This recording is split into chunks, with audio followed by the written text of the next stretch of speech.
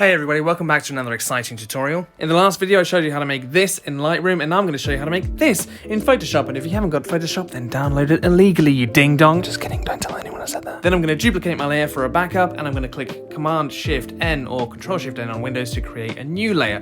I'm going to change the blend mode to color dodge and tick fill with color dodge neutral color black. I'm then going to change my brush color to white and make sure that I have selected the paintbrush tool. Then at the top I go to flow and change it to around 5%, and look what happens when I start painting.